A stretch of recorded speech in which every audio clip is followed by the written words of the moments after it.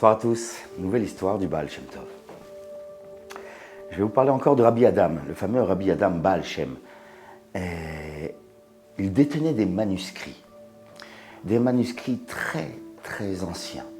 On raconte que ces manuscrits détiennent d'énormes secrets, qu'ils ont été transmis, on dit qu'ils sont arrivés dans les mains de Avraham Avinu, qu'ils appartenaient même à Adam Arishon. Et ces manuscrits sont arrivés dans les mains de Rabbi Adam. Et Rabbi Adam demande en rêve, dans une She'elat Chalom, une question qu'on demande dans un rêve, à qui je dois transmettre ces manuscrits? Et dans le rêve, on a répondu à Rabbi Adam, tu les donneras à Israël, fils de Eliezer de Jacob. C'est à lui que tu les remettras. Et Rabbi Adam passe le temps et au moment de mourir, il demande à son fils unique de venir et lui dit, voilà, voici les manuscrits. Il recèle d'énormes secrets de la Torah. Va, trouve dans la ville de Jacob Eliezer, Israël ben Eliezer. Il doit avoir dans les 14 ans de la ville de Jacob, et tu lui remettras ces manuscrits, car ces manuscrits sont liés avec la source même de son âme.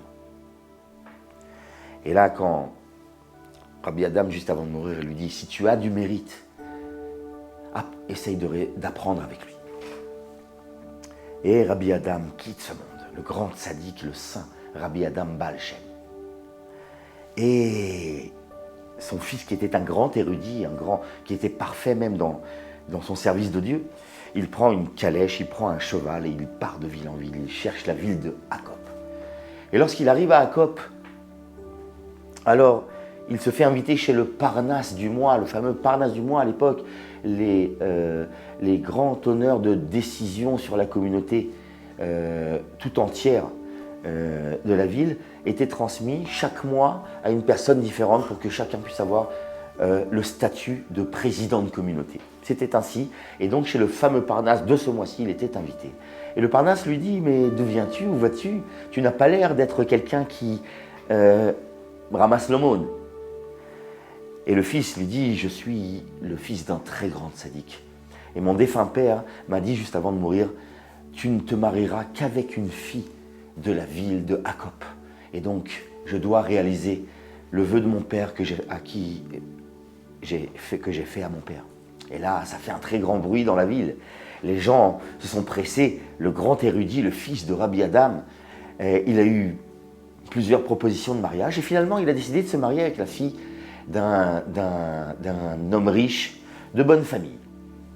Et une fois marié, il se met à chercher Israël ben Eliezer. Alors il cherche, on lui dit non, il n'y a pas d'Israël ben Eliezer, sauf le jeune Israël qui s'occupe de toutes les charges de la salle d'études, balayer, ranger les livres en place. Et là, il part là-bas dans la maison d'études et il observe longuement le jeune Israël et il décèle qu'il cache peut-être quelque chose derrière son apparence toute simple.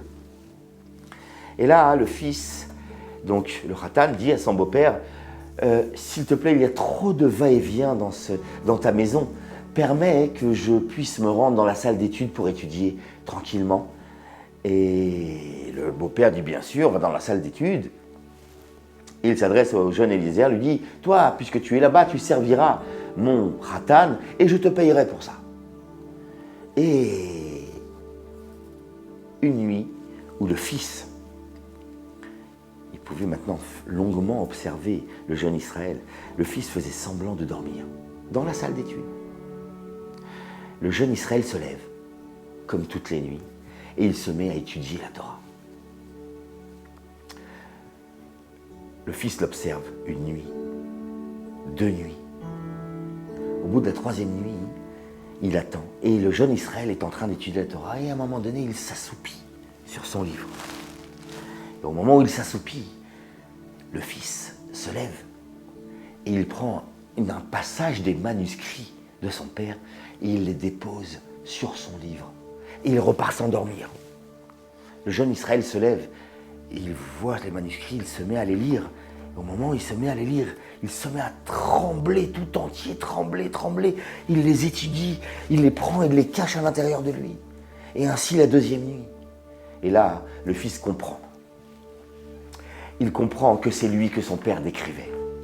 Alors il s'adresse à Israël, lui dit, Israël, écoute-moi, mon père m'a laissé avant de mourir ces manuscrits pour te les donner, les voici. Juste, je t'en prie, s'il te plaît, permets que je puisse étudier avec toi. Et Israël, Ben Eliezer, lui dit, d'accord, mais à l'unique condition que tu gardes le secret, que tu n'en parles jamais à personne, et d'ailleurs, je continue à rester ton serviteur comme d'habitude. Le fils dit, d'accord. Et là, il va voir son beau-père et lui dit, s'il te plaît, permets que je m'installe dans une petite maison aux alentours de la ville. Je veux vraiment me consacrer à l'étude et à la prière. Et le fils s'installe dans une maison. Et je voudrais que le jeune Israël vienne pour m'accompagner, pour me servir. Et là, les gens de la ville étaient heureux que le jeune Israël soit avec un homme aussi érudit. Il faut savoir que le jeune Israël, depuis tout jeune, ne supporte aucune école, aucune classe, aucun enseignant. Il se sauvait tout le temps du Talmud Torah. Il partait tout seul dans la forêt depuis l'âge de 3 ans. Et donc les gens se sont un petit peu désespérés de pouvoir s'occuper de ce jeune Israël, d'un père tellement grand. Et ils se sont dit, ah, c'est le mérite de son père. Maintenant, il est pris en charge par cet érudit. Nous sommes contents pour lui. Et dans cette maison, ils étudient le Talmud avec Rashi, Tosfot, tous les décisionnaires et tous les écrits saints. Ces manuscrits contenaient à l'intérieur d'eux des merveilles de la Torah. Un jour, le fils dit à Israël, au Baal Shem Tov, vous l'avez compris, s'il te plaît, permets que nous descendions le prince de la Torah pour qu'il puisse nous expliquer un passage compliqué de la Torah. Le Baal Shem Tov dit non, pas du tout, car si nous faisons une toute petite erreur dans nos pensées à ce moment-là, alors ça pourrait nous mettre en danger. Car nous n'avons plus des cendres de la vache rousse. Voilà la réponse qu'il donne. Et le fils insiste encore et encore et encore jusqu'à ce que le Baal Shem Tov dise d'accord. Ils se mettent à jeûner d'un Shabbat à l'autre. Ensuite, ils partent au mikvé. Ils ont des intentions très très particulières et Motzei Shabbat. Le Baal Shem Tov crie « Vaï, vaï ! Nous nous sommes trompés. Ce n'est pas l'ange de la Torah qui va descendre, c'est l'ange du feu. Vite, il va tout brûler autour de lui, la ville va brûler tout entière. Par toi, que tout le monde prend pour déjà un rave, un chassid, eh bien va les voir et va leur dire vite, vite, vite qu'il doit se sauver car tout va brûler. » Et le fils part voir son beau-père qui annonce à toute la ville « Sauvez-vous d'ici avant que l'incendie n'arrive ». Et effectivement, ils ont eu le temps de se sauver et le feu s'est emparé de toute la ville. Depuis ce jour, ils ont pris le fils de Rabbi Adam pour un saint, pour un homme. Il est monté aux yeux de toute la communauté. Il prévoyait à l'avance. Et le fils continue et il dit « S'il te plaît, descendons l'ange de la Torah. » Non, non, non, non, encore une fois, il revient, il insiste. Et encore une deuxième fois, le Baal Shem Tov accepte. Les mêmes préparations, les mêmes pensées. Et là, le Baal Shem Tov crie « Ah ! Maintenant, c'est sur nous qu'il a été décrété la mort. Cette nuit même. Notre seule issue, notre seule réparation, c'est de rester réveillé toute la nuit et d'avoir des pensées très particulières, de garder ces pensées toute la nuit et ne pas dormir, ne serait-ce qu'une seconde, car le sommeil, c'est un peu de la mort. Et si on nous sommes attrapés dans le sommeil, la mort nous attrapera là-bas. Et ainsi, ça se passa. Toute la nuit, ils restent éveillés, ils réfléchissent, ils gardent leurs pensées. Et juste avant le lever du jour, le fils ne tient plus. Et il commence à s'assoupir. Et à ce moment-là, le Baal Shem Tov lui saute dessus pour l'empêcher de s'assoupir. Mais déjà, il s'est évanoui. Et il était impossible de le réveiller. Le fils a été enterré avec tous les plus grands honneurs qu'on puisse faire. à cet homme-là, le fils du fameux grand Rabbi Adam. L'histoire se termine là, c'est l'histoire, c'est comme ça que ça s'est passé. Et je vous souhaite de vous revoir très bientôt pour une nouvelle histoire extraordinaire. Bye bye.